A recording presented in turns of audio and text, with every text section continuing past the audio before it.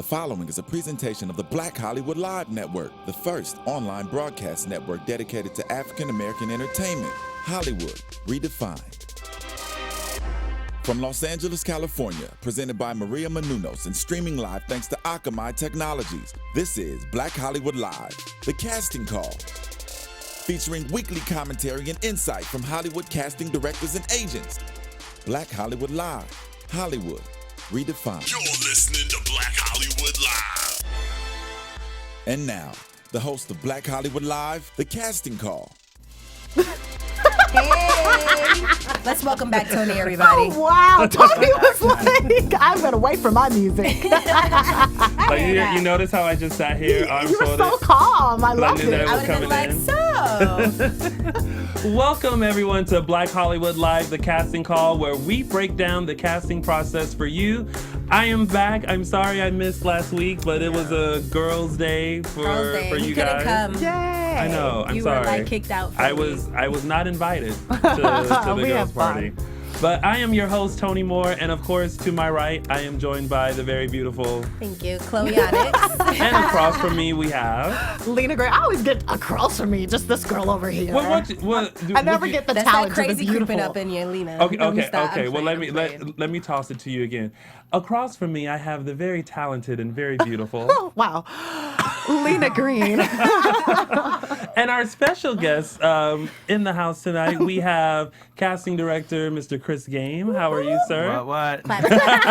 You're so hip.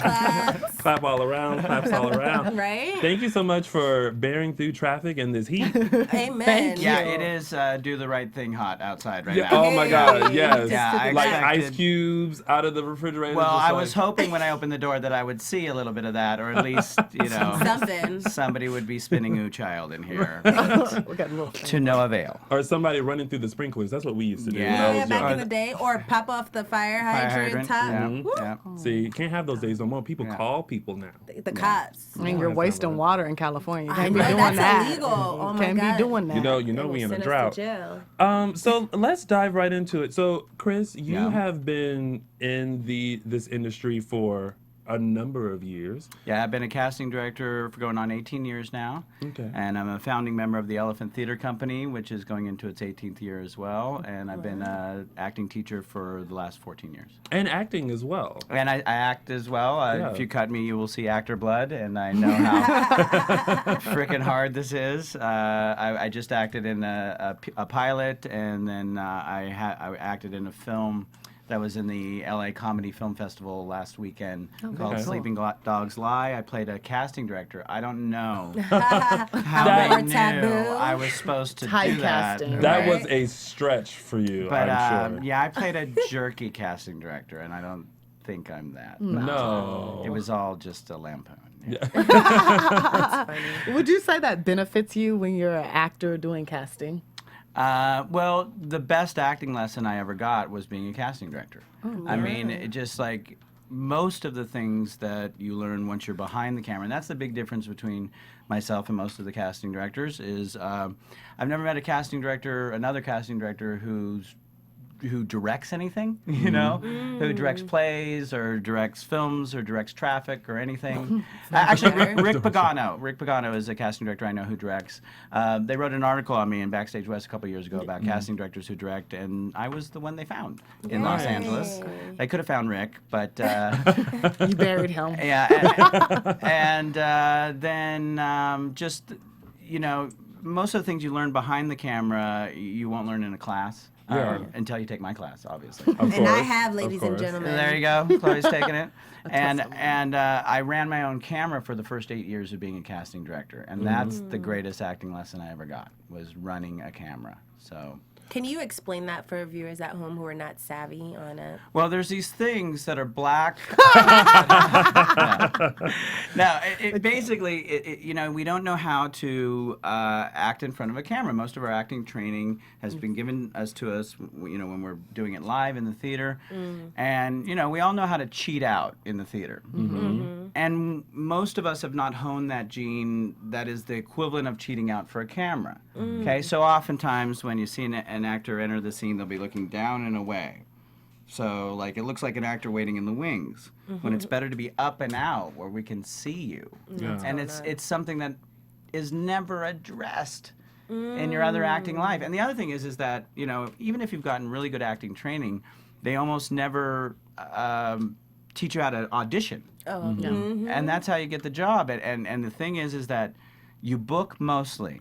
Okay, here's the big thing that you want to write down right now if you're. A sexy voice on. This is my AM radio voice. I know, that's what I was going to say. Trying to book a job right now. I'm trying to take Tony's job. We got Barry White coming up for you on the next. That's that Sunday evening quiet storm voice. Right? But you know, one of the things that you need to know is that you book in the opening moment, and you book in the closing moment more than any other moment. And those are the moments that actors fudge or chicken out on. Or miss. Like they're either looking like they're not ready when we begin rolling on them, or here's the famous thing at the end. Okay, so the line is, so buy a Honda. They'll go, so buy a Honda. And then they'll freeze. And then there's no life after that. And think about this, in a world where we're going to shoot a commercial, they are 15 seconds, 30 seconds, and 60 seconds long. So Such an actor. in a commercial, Such an actor. in a commercial that's 30 seconds long, you know, if you've done like, you know, 2 lines, 3 lines, and then you freeze, like, buy a Honda, then it looks like you have the attention span of, I don't know, 6 seconds, 8 seconds, you know what I mean? And can you imagine being in your theatrical audition and you're like, you know, big monologue, oh, for a muse of fire, and then you're, you know, that's all I've got. I can't. I can't. You know, I need to take a knee. That I'm a little winded after that. So, and the thing is that the actor doesn't know. Like you really don't know. Like being green in this business when you first come to town, like we all are. You know. Yeah. Amen. And that's the other thing is like, you know, a lot of these classes, there's this culture in town where they expect you to know it, or they do this thing where they make you get it wrong in every class, so that like, oh, here's my solution that I've given to you, and like you can only do it with my solution. And I don't buy that. I feel like there's always a way to champion something that an actor's done rather than throw it all out. And I always say, you know, don't guru worship. Don't take anything I say as dogma. Anything I'm going to tell you is going to be shot through my prism of experience. And I said prism, not prison. That's a different class that I teach later at night. It's deeper in the valley, and we often recite poetry. Sometimes we wear funny hats. Sometimes. I don't know what's happening right now. I've taken over, Lina. I mean, I'm just... Like, what? That's the prison. Do we like have to put in a special code to sign up for that one? You'll need to there'll be a thorough background. I don't like the sound of that. Judging by some of the people in LA, no one will be in that class. After that You don't sign up for it. We just knock on your door. Alrighty. So when you hear that special knock, you'll know. So it's like you're called upon it. It's like we've come to you. You're chosen. Yeah. Love it. But after you've done that stint, think of all the things that you can book. I mean, there's gang-related now, and Orange is the New Black. I mean, you need to get that experience somewhere. I love that show. I'm so excited for that. And you're not going to get it in class. Right. Thank you for that. Except for my prison class. Amen. Would you say the first beat and the last beat are so important because that's what they remember, or? When we see you in the first beat, we want to see you in the middle of the scene. Think about it like a documentary. Okay, a documentary, like, you know, you're doing your thing and then the camera stops, you know, and then you would keep living. So you act past cut. Like once you hear cut, you keep acting. Like in the film I just did, okay? My last line was, I was playing a casting director, and I said, book her, and I'm talking about a dog, right? Book her. And they kept rolling, and if you keep rolling on me, I might just keep acting. Yeah. So I would say douchey casting things like, somebody give me a Diet Coke. Can I get a Diet Coke in here? You know, that kind of thing. And that came after the cut. Now, when you see the film, that's the very last thing I did, but it's the very first thing you see me do. Oh, wow. So they start with, hey, can somebody give me a Diet Coke? And that moment wouldn't have happened without the improv continuing past cut. You know? Improv. So improv is important. Is it still important? Because I remember like a year or two ago, it was the tip of everyone's tongue. You have to have improv. You have to go to Groundland. You have to, you know, have to. Improv was everything. Is it still relative right now? I mean, think about it this way. Everybody is going to respond to any of the big improv training, whether it's UCB or Second City or whatever, wherever you get Groundlings, wherever. And think about it this way. This industry is going to make you fly by the seat of your pants every time. Yeah. Like, you know, one of the things that comes with experience is in the first, like, I don't know, 7 years of doing this, every time they'd change it, I'd freak out. I'd be like, you know, what are we going to do? And I'd spend 20 minutes freaking out. Now you've just eaten up 20 minutes where you could have been fixing it. Yeah. So now I'm so used to it changing that I expect the change more than I expect it to be the same. Yeah. So improv, it's huge. But I'll give you a little tidbit of when to use improv. People ask, you know, can I improv here? And my facetious answer is, well, if it's funny, sure. But like a better way to look at it is you know, trap it in the beginning before the dialogue has begun. Trap it at the end when the dialogue is over. That way they know that you're not just going on your own, you're embellishing. You got the script clean, and then if we want to use it, we can use it. Plus, think about it this way. Improv, A, doesn't have to be spoken, B, doesn't have to be funny, and C, doesn't have to be any more than like one word. Like I love things that end with like, you know, somebody walks off and they're like, wow. Just a simple like, oh yeah, you know, anything like that, and like, and I can't tell you how often I'll send a student off, or I'll go do this here, and then the casting director will tell them like that's our favorite part, or like in class, especially in a commercial class, everybody laughs really big at the end when the dialogue is over and somebody does one last little flourish. Now that last little flourish, I don't like to call a button.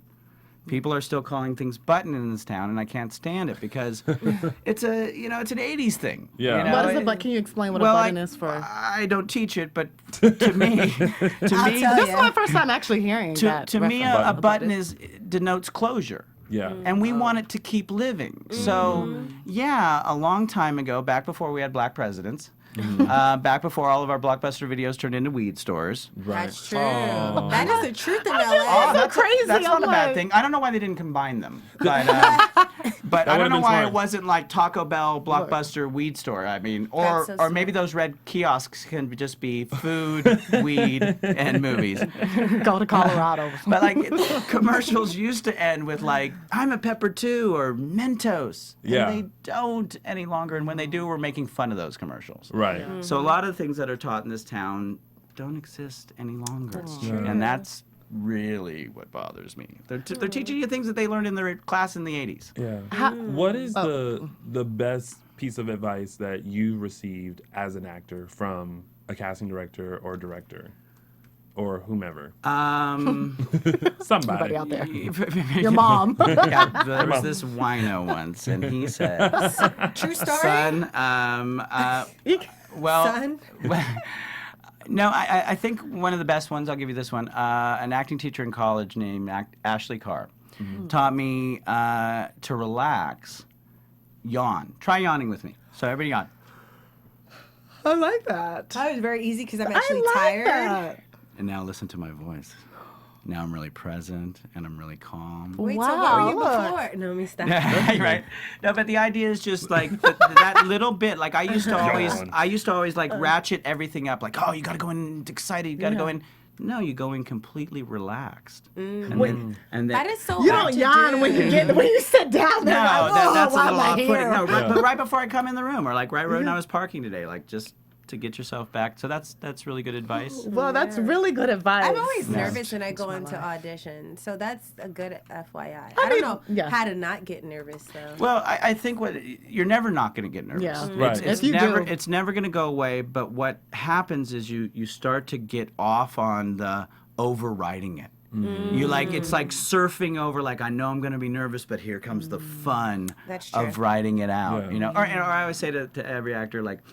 You ever notice how every time, right before you go on camera, or right before you go on stage, you have to pee, and you forget all of your lines, and then as soon as you go into it, everything comes back to you. Yeah. And once you've done that enough, then you're like, okay, I'm nervous, but I know I do this. Yeah. I know this works out just fine. Very So true.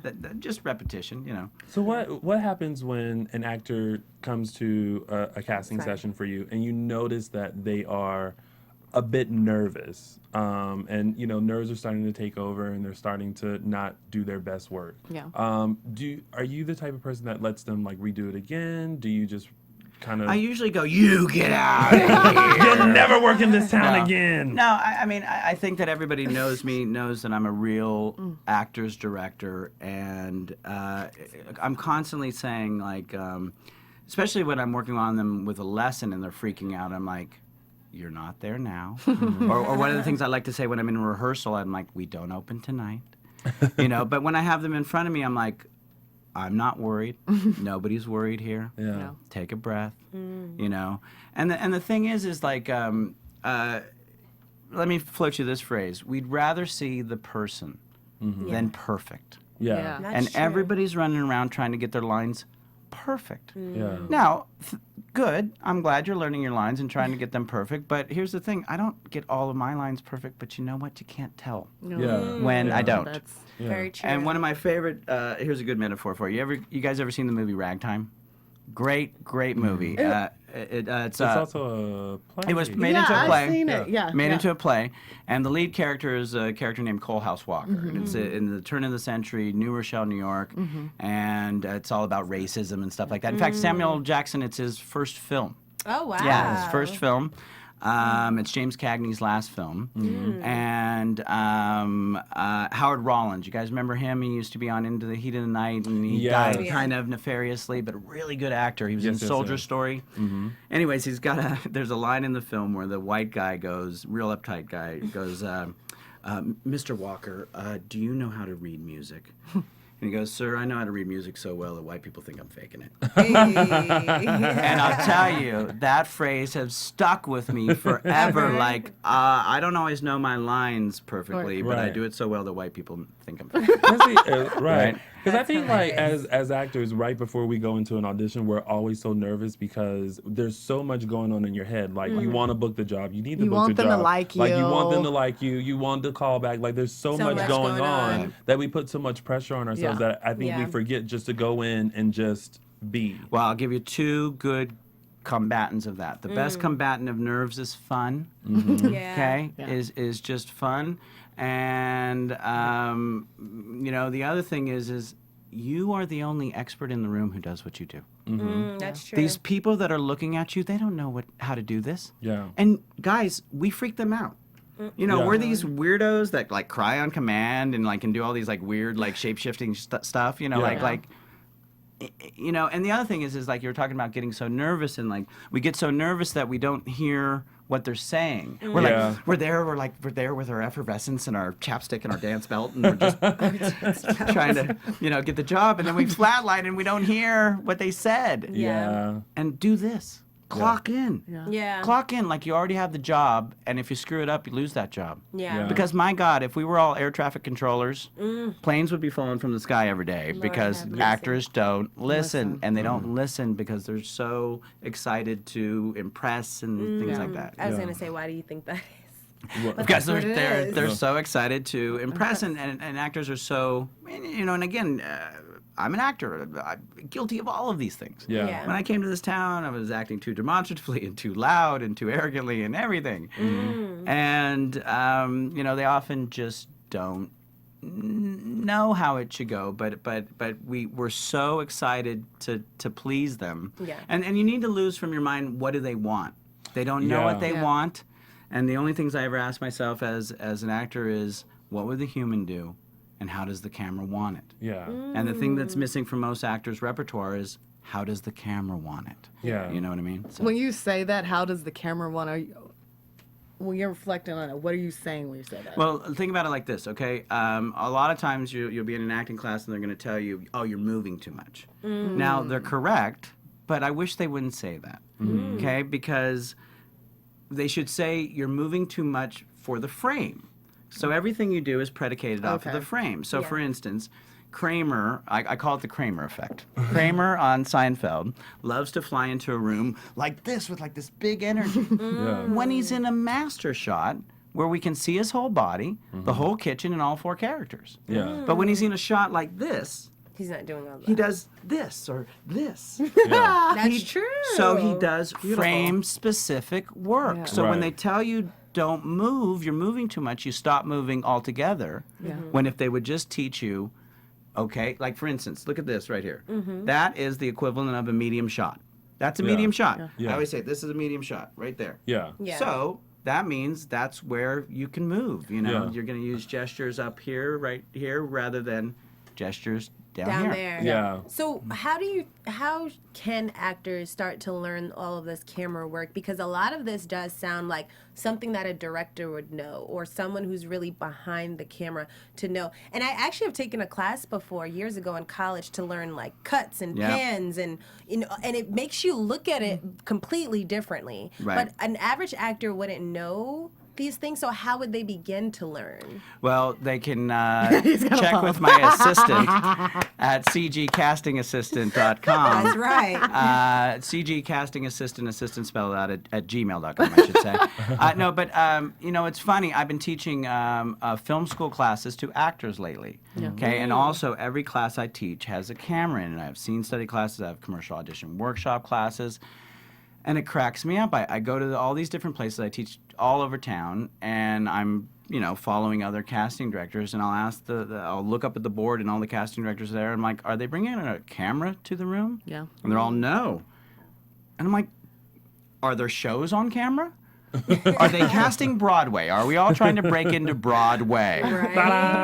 I don't New think we York? are, so where are the cameras? Right. So Yeah. it's almost pathological in this town. How many classes that are supposed to be on-camera classes that there's no camera in, okay? Or they do this thing where all they do is they give you exposure to being on camera, okay? And they'll go, oh, that was good, that was bad, and if you were told that was good, you're like, oh, this is great, and then you get in your car and you're like, but wait, why was it good? Why was it bad? Yeah. Okay, so I like, for instance, one of my students took another class recently by a casting director, really nice guy. I want to go in for him, but in the class he said, "Hey, the joke didn't work. Make the joke work." And I'm like, "F you, buddy. Isn't that what we're paying you for? To teach us how to make that joke work?" Yeah. Okay, so exposure to being on camera, but being told literally how to use that device. Yes. Yeah. And most people who teach these classes do not know how to do that because they've never run a camera. So how the heck would they know it? Right. So I've been teaching. It's funny how directors go to film school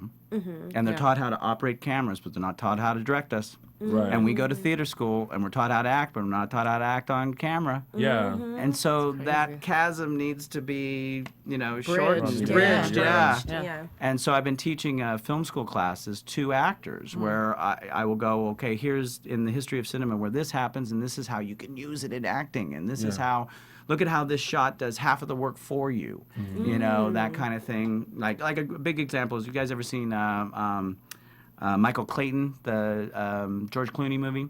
Yes. Okay, great movie. And at the end of the film, he's just riding in a taxi cab and he's looking really he's not doing anything. Okay? And he says on Inside the Actors Studio, he goes, if that was in any part of the other film, it'd be boring. But at this point in the film, we've already lived through his whole journey, so he didn't have to do anything. Then, okay, in my cinema classes, I just taught one on editing. And one of the very first things they hear in this class is an editor say that editing is the art of using the unintended. And the only way we get the unintended is by making a mistake. Yes. By some happy accident happening, or like I was saying earlier, where I acted past cut and I included something that wasn't intended. Okay, so he's in the back of a taxi cab, and all of a sudden, in his eye line, and they're live in New York, New York streets.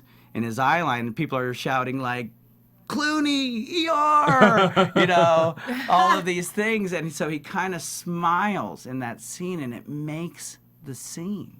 But it's a happy accident. It wasn't supposed to happen. Yeah. And then I guess that goes back to also being, comfortable and calm, like ready for any outside stimuli. Yeah. That's the big thing. And I think too often as actors we're taught to, like, here's my plan and I'm giving you, rather than here I am as a person and I'm just receiving, Acting is listening, acting is reacting. And one of the things I see least in auditions is people listening. Yeah. Yeah. So with all of the classes and workshops that you teach, I think we as actors, we're always taught, if you go to workshops, that's a great way to get in front of a casting director and potentially get booked. is that true? Like being in a workshop, aside from, of course, going with the goal of like learning, Right. Is it good for an actor to attend workshops to get in front of the casting director in hopes of maybe landing a job or booking a job or? It's so huge. Yeah. It's so huge. I mean, think about it this way. Most jobs that I do, we put out a breakdown and there's like 2,000 to 5,000 submissions. Yeah. So who do you think's going to get called in, the headshot or the living headshot that I've met? Mm-hmm. You know, and here's the other thing, like, guys, workshops are not auditions.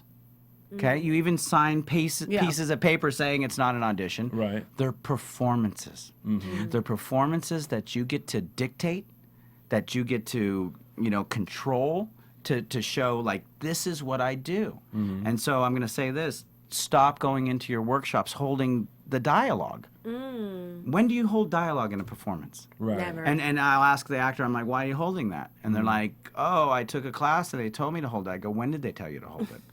And they say, in an audition. I go, what is this?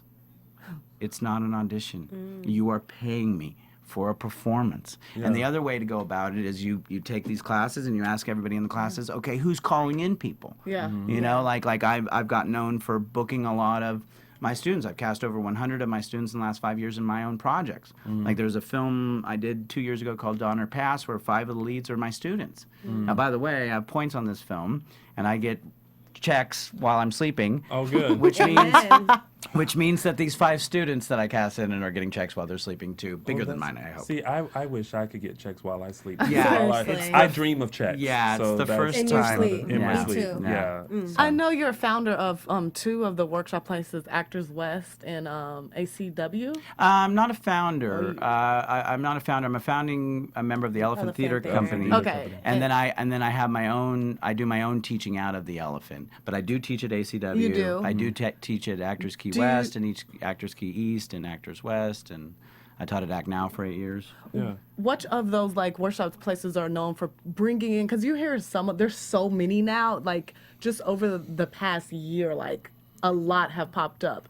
How does an actor determine like which ones are actually bringing in the casting directors that are actually bringing people in? Well, I mean, nowadays it's so much easier than say 15 years ago with social media, and just by asking people in the class, okay, what classes have you taken and who's calling people in? Yeah. I'll float you one right now, Scott David.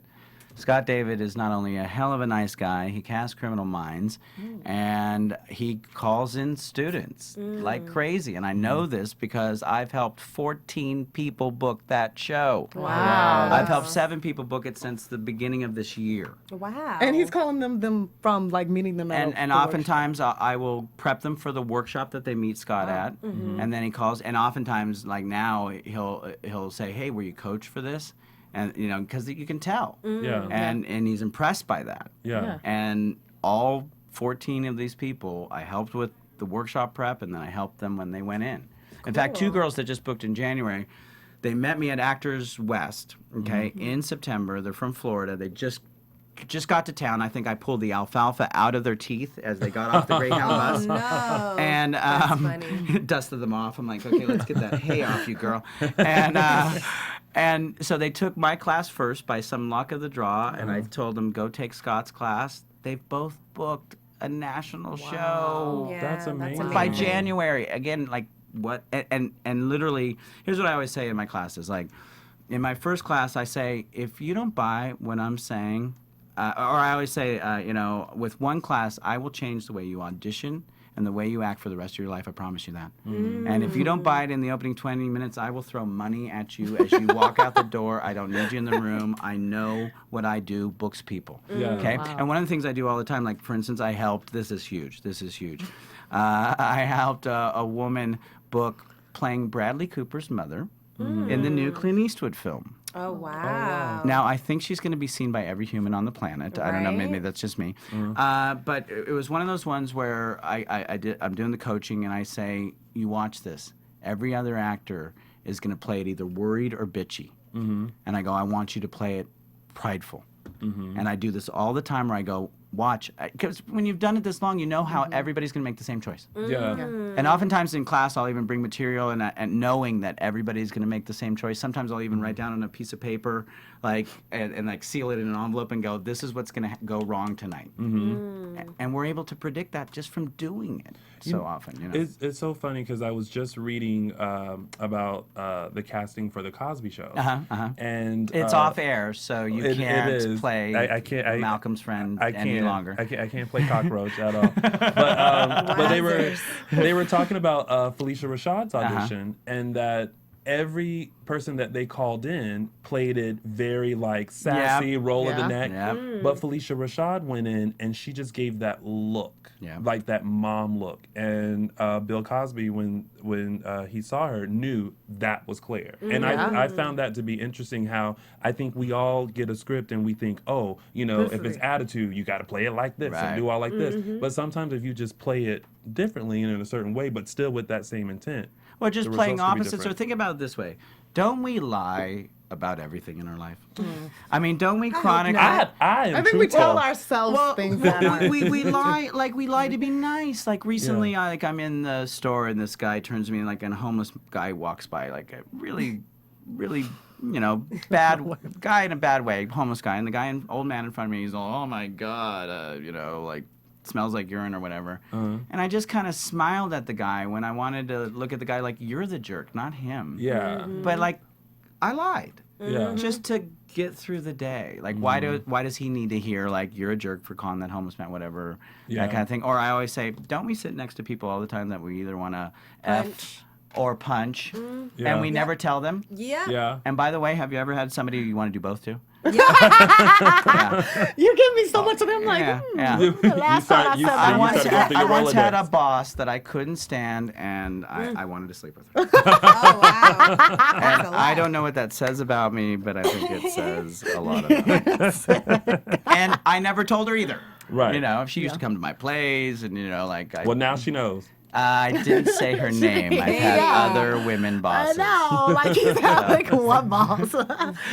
As long as all my women bosses now think that I want to sleep with them, that's perfectly. They'll be calling They're you for gonna give another you job. an eye. That might be some. They'll roll the dice. Does he want to punch? Or, Let's see, punch her. Yeah, There we go. Exactly. I want to talk about their casting process. So I was reading on Backstage. You've casted so many different projects, and they've called you last minute where like they need like. One example was an African-American albino who danced and played guitar. It's worse than that. They would love to have had an African-American albino, preferably blind. It would be great if he was crippled in some way, and they would like him to play the guitar and dance. I found an African-American albino that could play guitar and dance and was partially blind. Unfortunately, he wasn't crippled. Are you kidding me? Look it up. It's It's probably the kookiest thing I've ever cast. It's called Nike Hyperize. It's a video that Nike did. And it's almost like a lampoon of every video you've ever seen in your lifetime. It's off the charts. There's a couple students in it too. I also once had to populate a Tibetan village, like 5 p.m. They're like, "Can you populate a Tibetan village by tomorrow?" And What did you find? well, and the funny thing is there's like one Tibetan in Los Angeles. I don't know if you guys know this, but it's kind of a closed place. That's the problem that's going around in Tibet. Like they can't really get out. They're having a problem with that. So, and you just, I don't know. I guess again, like I've done it so long, you just like. And I have a question about that because I feel like there's this fine line nowadays in acting or finding an actor and finding like the real life Tibetan little child that's 4'3". Like it's like, why do you think that it's become so technical to a point like sometimes I look on these casting breakdowns and I'm like, they don't even want a damn actor. They don't. You like, why am I? Why? We calm down, okay? No, but that's really how I feel. If you want to find like if you want to find, no, it really is upsetting because it makes you think. Like, I understand the whole ideal of realness. You want it to be real, but what's the point of being an actor if you're really gonna go to a village in Africa and find a 3-foot like midget with a half an afro, a half cornrows with no arm? It's just ridiculous. Number one, they like to be called little people. Number two, but seriously, it gets crazy. Well, usually that's those roles usually go to, when we're looking for real people like that, those people are going to make you look good.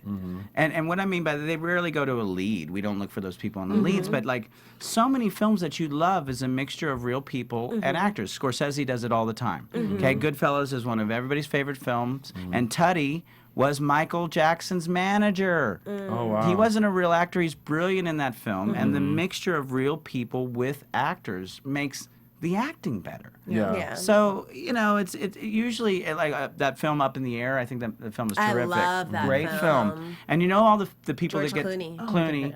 and Vera Farmiga and all the people that get fired in that film. They're terrific. They come on in one scene and you remember them forever. And it was a mixture of known actors and unknowns. Yeah. And it made it so much more special. You know what I mean? So I don't know. That's never. don't know. That's Like- and again, so angry. instead of thinking about it from the actress perspective, think about it from a filmmaker's perspective. And let's say you wanted to make okay, look at like Beast of the Southern Wild, guys. Oh my gosh. Is that not movie. the greatest film you've seen in the last 20 years? Gosh. I wanted to stand up in the opening 5 minutes. Wow. Number one, I was weeping openly in the opening 5 minutes before the credits. Oh my gosh. And I wanted to stand up in the theater and go, guys, do you know what you're watching right now? Yeah. And that girl came from nowhere. The father was a baker across the street from where the production company was set up. Wow. And that film isn't that film without that happening. And I'm sorry, but that girl was so good. I left the theater going, oh, wait, we have to be that good now? Yeah. She was monstrously good. Yeah. And so... blew my mind. And so from an acting standpoint, that taught me a lesson. Yeah. And if real people can do it that well, then forget about like we're looking for. It's just be yourself. It means that our acting has to raise to that level. Well, I feel like as actors, we're kind of, what's the word? Like, Narcissistic. No. Like we've been doing, these we've been things. in this kind of atmosphere. In like when you get people from like somewhere else and they come and do this, they're not skewed or what's the word? We're Jaded. Jaded. Yeah, By jaded. everything. They're not jaded. Yeah. And they can come in and just be that raw, be that personal. Yeah. And actors love to act and become showy, and oftentimes real people. You add a real person in the scene, and it just changes. Especially like when you look at like Full Metal Jacket, where they got Arlie Ermey to be the real drill instructor. We've never seen a drill instructor be better than that because it was a real drill instructor. That guy improv for an hour, and everything made it in the film. You know, and it made all the actors better. Yeah. Like then the actors didn't have to act. Yeah. That's true. They You just know had what I to mean? be. So I like the mixtures. Yeah. So what are the things that you look for when an actor comes into your casting session that like just impresses you? Starting from with like the initial like photo, resume, training in the room, like what things do you go, this person has it. Ding, they're not Yeah. green. Yeah. Right. It starts with the headshot. You know. Why the headshot? Well, That's like the first impression. yeah. It's the first way we're gonna find you. Period. So and you know, I was one of those actors that, you know, shortchanged myself with bad headshots forever, and like that's where you need to put all of your money. Yeah. You know, I do recommend a photographer named Bonnie Poirier. Yes. I put my money where my mouth is, and I got my pictures with her.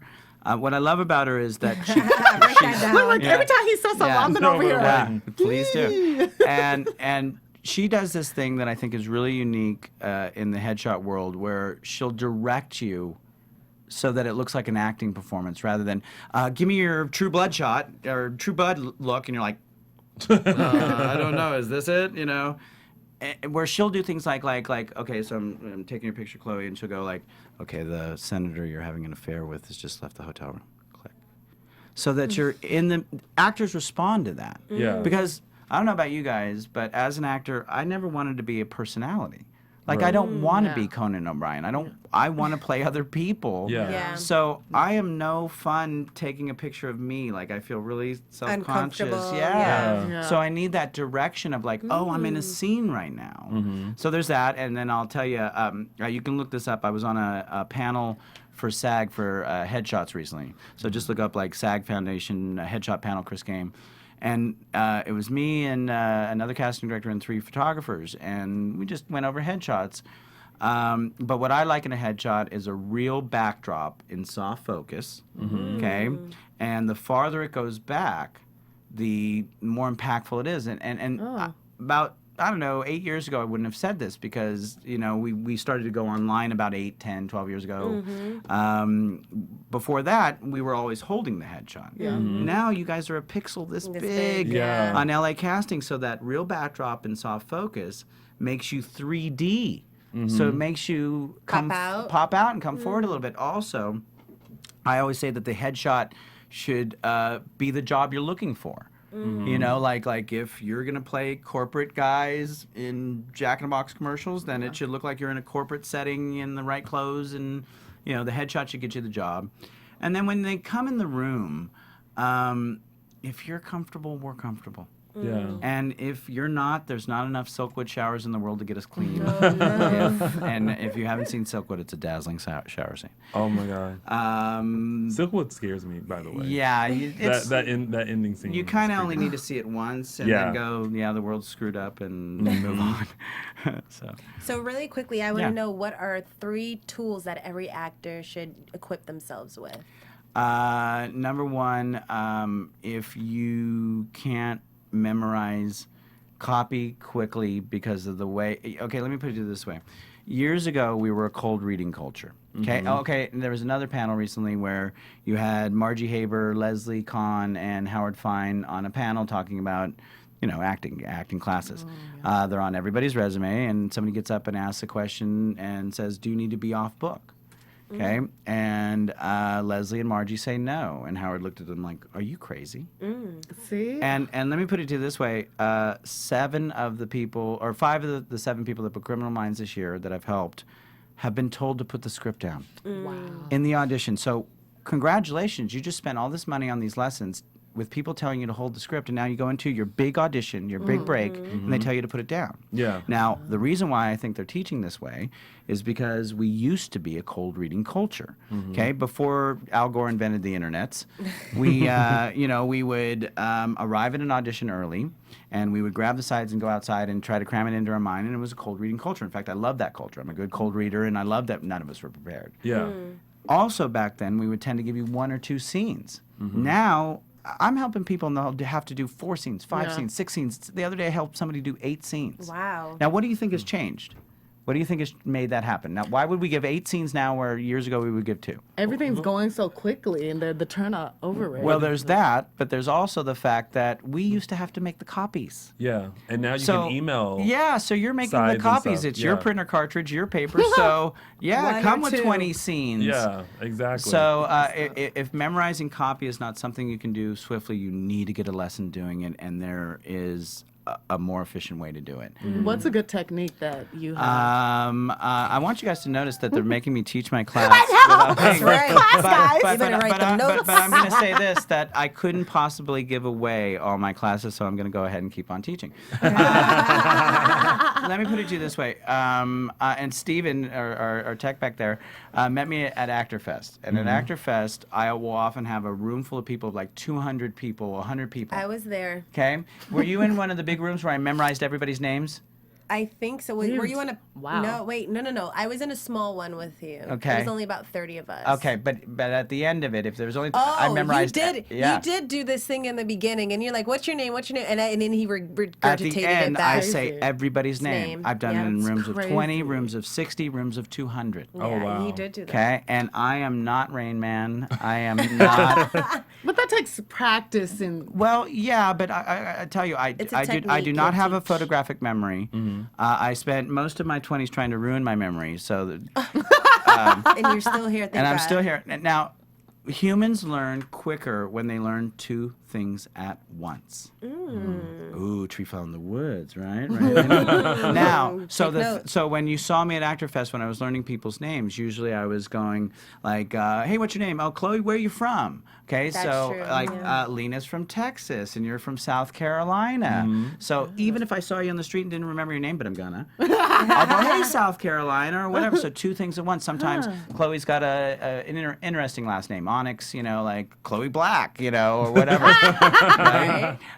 So sometimes there's something to riff on. I have a student named, here's a shout out for you, Ayla. Ayla, which means protector of women. So I'm like, Ayla, protector of women. Everybody in that row is safe. Just stupid jokes, but it's two things at once. Yeah. And think about it this way. You ever notice how you don't know your lines until you know you're blocking? Yeah. Right? Yeah, because you associate those two things So together. what everybody does is they try to shove it in their mind through repetition, and by some magic of osmosis it may go in, and eventually it will. But what you need to do is marry it with an activity. Yeah. And once you have the activity, like for instance, the thing I was talking about when you're about ready to go on and you have to pee and you forget all your lines, and then you walk out there and then you start to do your blocking, and then you pick this up and you go, Rico's dead and I'm gonna question you next Tuesday.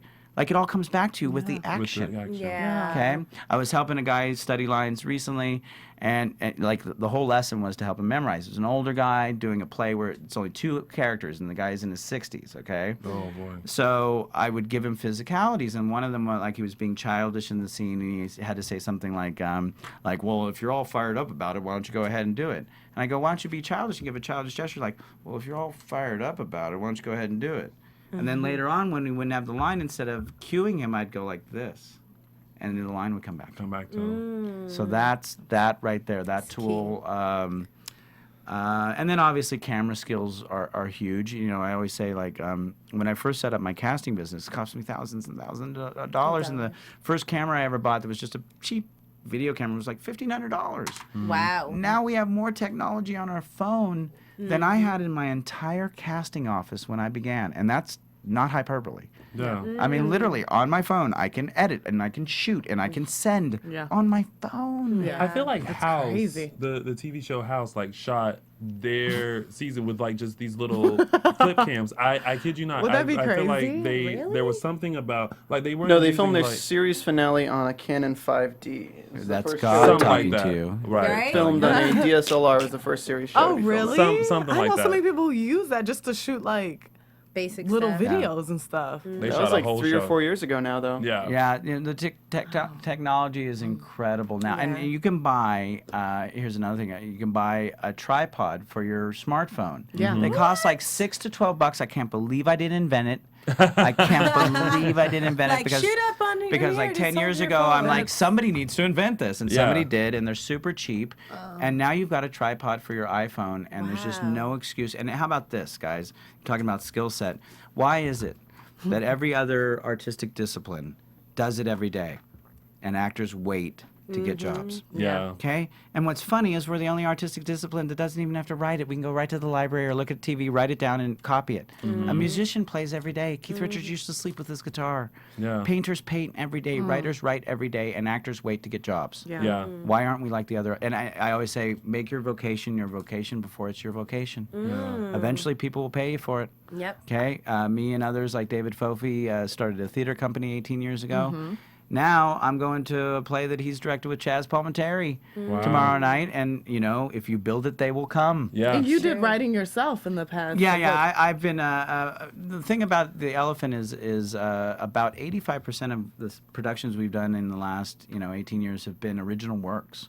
So I've written projects. A lot of our company members are writers. I'm writing an acting book right now. So. Nice. I'm putting all my acting classes on an app as well, so hopefully nice. that'll be launched before the end of the year. On an app, how much does that cost? It's going to be very cheap. Okay. Good, because Basically, actors are very broke. Amen. Starving for no reason. well, I often say that I'm $75 a lesson for an hour lesson, and I say the reason why I'm $75 an hour for a lesson is the cheapest I saw anybody else charging you. Okay. Karmically, it'll come back to me. Yeah. And I always say, don't tell me how to karma. Tell me how to karma. Oh, I'm starting to hear our Emmy music, which means we have run out of time. Oh man, I I'm have so sorry. many more I know. questions. I mean, My we list, y'all. can literally sit here all day. Yeah. And We didn't talk about those. me being born in Compton. I'm from Linwood. I Yeah. forgot about about And I was born in that. Compton. My He's mom went to good. Linwood High School. No Yeah, wonder we yeah. feel this. Not that I was Yeah. born in Compton. You white boys ain't got nothing on me. What? Yeah, we tried to live with white people, but the experiment didn't really work. It did not work, and so. So before Steven shuts us off, Right? 'cause you God hear it is coming. just making Steve. It's noises. like it's creeping. Chris, let everyone know where they can find you, where they can find out information on your classes, everything like that. Best place is to go to my wonderful assistant Vera. She is so helpful. It's ridiculous. I try to tell her to take time off. But go to cgcastingassistant@gmail.com. Ask about scene study classes, commercial audition workshop classes, cinema classes. Also, I'm casting a feature film named Dark Zone. Yes. And its premise is kind of like Die Hard in a Cave. Ooh, right? Oh, Die Hard in yeah. a Cave? Come Yeah. on. Interesting. Die Hard in a Cave. And of There you course, go. Chloe, where can our You guys can audience find find you? me at Chloe Onyx on Instagram and Chloe Onyx 11 on Twitter. And the beautiful, talented Lina. Stop it. you, Like can more. you can find me at Just Lina Green on Instagram and Twitter. And of course, you guys can find me on all social media platforms at Lounging with Tony and my website, loungingwithtony.com. Thank you so much, Chris, for coming in Yes, today. Thank you. We had so much fun. I know, you gotta come Awesome. back. You changed my running life. Yeah, I run barefoot, so you often find me running barefoot. I run the LA Marathon barefoot. If you see a lunatic running by barefoot, I'm not escaping from a hospital. I'm just running. Now you're going to have somebody run beside you like, can you take my headshot, please? Yeah. Thank you guys for tuning in, and we'll see you in 2 weeks for another Black Hollywood Live, The Casting Call. From producers Maria Menounos, Dario Kristen, Tiana Hobson, Kevin Undergaro, and the entire BHL crew, we would like to thank you for supporting Black Hollywood Live, the first online broadcast network dedicated to African American entertainment. For questions and comments, contact us at info@blackhollywoodlive.com. Like us on Facebook, tweet us, or Instagram us at BHL Online. And I'm your BHL announcer, Scipio. Instagram me at Planet Scipio. Thank you for tuning in. Raising the roof. Hollywood redefined. The views expressed here are those of the hosts only and do not necessarily reflect the views of BHL or its owners or principals.